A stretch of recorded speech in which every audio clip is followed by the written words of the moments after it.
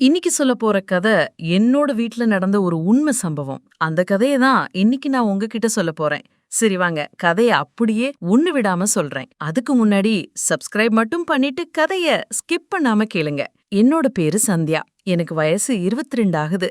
என்னோட அப்பா நான் சின்ன பொண்ணா இருக்கும்போதே இறந்துட்டாரு. அப்போ என்னோட அம்மாவுக்கு வயசு வெறும் 25 தான் ஆச்சு. அவங்களுக்கு ரொம்ப சின்ன வயசுலே தானே கல்யாணம் பண்ணி வச்சிருந்தாங்க.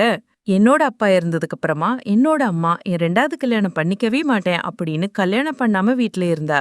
நான் கூட என்னோட அம்மா கடைசி வரைக்கும் இப்படிதான் இருப்பா அப்படின்னு நினைச்சிட்டு இருந்தேன். டெய்லி சின்ன சின்னதா வேலை பார்த்து எனக்கு தேவையான பொருட்கள் எல்லாத்தையும் வாங்கி கொடுத்து என்ன படிக்க வச்சா. என்னோட அப்பா இறந்து அடுத்த 2 வருஷம் கழிச்சு எங்க அம்மாவோட நடத்தையில கொஞ்சம் வித்தியாசம் தெரிஞ்சுச்சு. நான் அது என்ன ஏதுன்னு ஆராயாம அப்படியே விட்டுட்டேன். இப்படியே பல வருஷம் போய்கிட்டு இருந்துச்சு. இப்ப எனக்கு வயசு 20 ஆச்சு. இந்த சமயத்துல நான் ஒரு சம்பவத்தை நேர்ல பார்த்தேன். என்னோட வீட்டுக்கு தேவையான பொருள் எல்லாமே பக்கத்து தெருவுல இருக்கிற ஒரு தாத்தா தான் எங்களுக்கு தேவையான பொருள் எல்லாத்தையுமே வாங்கி வந்து கொடுப்பாரு. அந்த தாத்தாவும் என்னோட அப்பாவும் ஆரம்பத்துல இருந்தே கொஞ்சம் ஃப்ரெண்ட்ஸா இருந்திருக்காங்க. அதனால எங்களுக்கு ஏதாச்சும் தேவைப்பட்டா அவர்தான் முன்னாடி வந்து நின்னு உதவி பண்ணுவாரு. அப்போ ஒரு நாள் நான் சீக்கிரமாவே தூங்கிட்டேன். ஒரு 12 மணிக்கு எனக்கு முழிப்பு வந்துச்சு. தூங்குறதுக்கு முன்னாடி நானும் என்னோட அம்மாவும் வீட்ல ஒண்ணா தூங்கிட்டு இருந்தோம். திடீர்னு கண்ணை திறந்து பார்த்தா என்னோட அம்மாவை காணோம். இந்த நேரத்துல நம்ம அம்மா எங்கேயே போயிட்டாங்க அப்படின்னு எனக்கு கொஞ்சம் பயமா இருந்துச்சு. என்னோட வீட்ல இருக்க ஒரு ரூம்ல இருந்து ஏதோ கொஞ்சம் சத்தம் வந்துச்சு. என்னன்னு போய் பார்த்தா வேகமா பஜனை பண்றா அப்படின்னு என்னோட அம்மா பஜனை நடத்திட்டு இருந்தா. யார் கூட இவ பஜனை நடத்துறான்னு எனக்கு தெரியல. அப்புறம் தான் எனக்கு தெரிஞ்சுச்சு அது வேற யாரும் இல்ல, டெய்லி எங்க வீட்டுக்கு தேவையான பொருள் வாங்கி கொடுத்தா அந்த தாத்தா தான் அப்படின்னு. அந்த தாத்தாவை பத்தி சொல்லணும்னா அவரோட பேரு சிவலிங்கம். அவருக்கு வயசு 70 இருக்கும். அவருக்கு 2 பொண்ணுங்க இருக்காங்க. அந்த 2 பொண்ணுங்களுமே கல்யாணம் பண்ணி கொடுத்துட்டு இப்ப வீட்ல அந்த தாத்தா மட்டும்தான் தனியா இருந்தாரு. அவங்களோட மனைவி பல வருஷத்துக்கு முன்னாடி இறந்து போயிட்டாங்க. உள்ள அவங்க 2 பேரும் பஜனை பண்றத நான் பார்த்துக்கிட்டே இருந்தேன். எனக்கும் பஜனை பண்ணணும் அப்படின்னு தோணுச்சு. அதனால நான் ஃப்ரிட்ஜை திறந்து ஒரு வாழைப்பழத்தை எடுத்து வந்து நானும் தனியா பஜனை பண்ணிட்டு இருந்தேன். அவங்க பஜனை பண்றது பார்த்துக்கிட்டே நானும் பஜனை பண்ணிட்டு இருந்தேன். அப்போ என்னோட அம்மா அந்த தாத்தாவை பார்த்து நல்லா வேகமா பஜனை பண்ணுங்க அப்படின்னு சொல்லிட்டு இருந்தா. அதுக்கு அந்த தாத்தா, பஜனை நடத்தும் போது இவ்ளோ சத்தம் போடாம தூங்கிட்டு இருக்கிற உன்னோட பொண்ணு எந்திரிச்சிட போறா அப்படின்னு அந்த தாத்தா சொன்னாரு. உடனே அதுக்கு என்னோட அம்மா, அவ எந்திரிச்சா என்ன, அவளையும் இந்த பஜனையில சேர்த்துக்குவேன் அப்படின்னு சொன்னா. இத கேட்ட உடனே எனக்கு தூக்கி வாரி போட்டுச்சு. அதுக்கப்புறம் அவங்க 2 பேருமே பஜனை நடத்திட்டு இருந்தாங்க. கடைசியில அந்த தாத்தா எங்க அம்மாவோட முகத்துல தண்ணிய தெளிச்சு பஜனைய முடிச்சாரு. அதுக்கப்புறம் நான் அங்கிருந்து கிளம்பி தூங்க போயிட்டேன். கொஞ்ச நேரம் கழிச்சு என்னோட அம்மா என் கூட சேர்ந்து தூங்க ஆரம்பிச்சாங்க. அதுக்கப்புறம் அந்த தாத்தா கதவை திறந்து சத்தம் போடாம வெளியில போனாரு. இதே மாதிரி அடுத்த 3 மாசத்துக்கு அந்த தாத்தாவும் என்னோட அம்மாவும் சேர்ந்து அடிக்கடி நான் தூங்குனதுக்கு அப்புறமா பஜனை நடத்திட்டே இருந்தாங்க.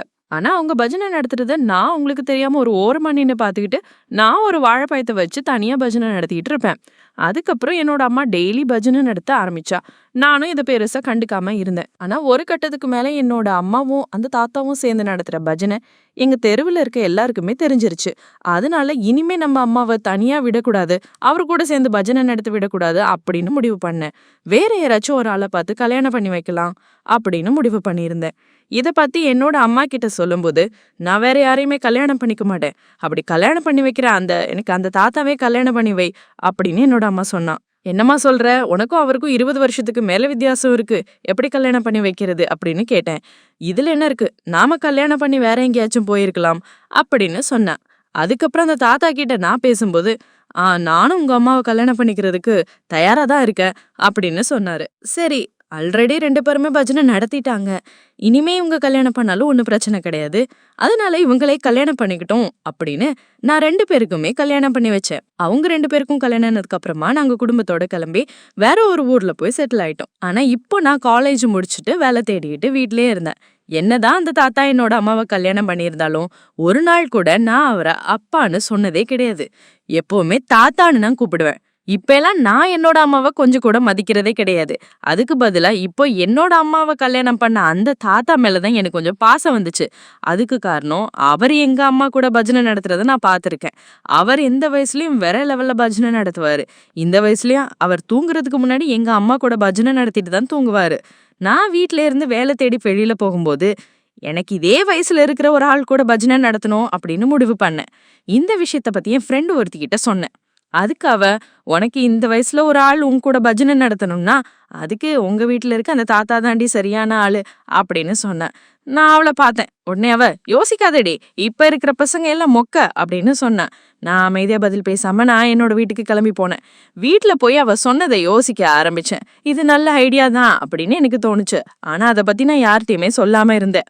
எனக்கு ஒரு கம்பெனில வேலை கிடைச்சிச்சு. 1 மாசம் கழிச்சு வந்து ஜாயின் பண்ணிக்க சொன்னாங்க.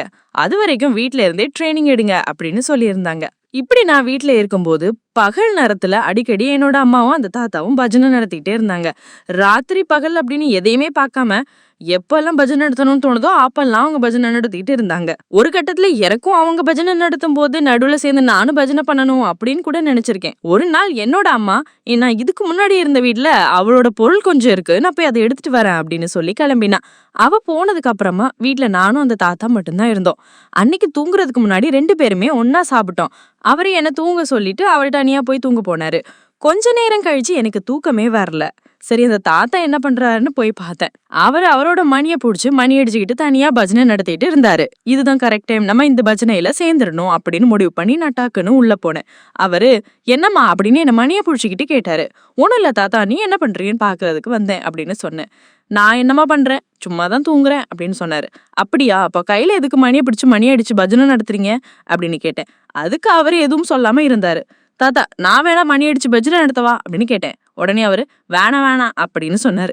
ஏன் தாத்தா, என்னாச்சு அப்படின்னு கேட்டேன். அதுக்கு அவரு, நான் உங்க அம்மா கூட மட்டும்தான் பஜனை நடத்துவேன் அப்படின்னு சொன்னாரு.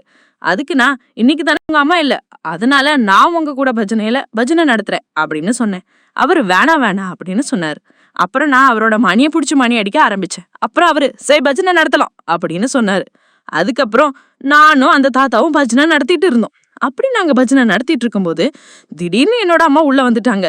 நாங்க 2 பேரும் பஜனை பண்றத பார்த்தோன்னே அவளும் அந்த பஜனையில சேர்ந்துக்கிட்டா. அப்புறம் அந்த தாத்தா என்னோட அம்மா கூடயும் என் கூடயும் சேர்த்து ஒரே நேரத்துல பஜனை நடத்தினாரு.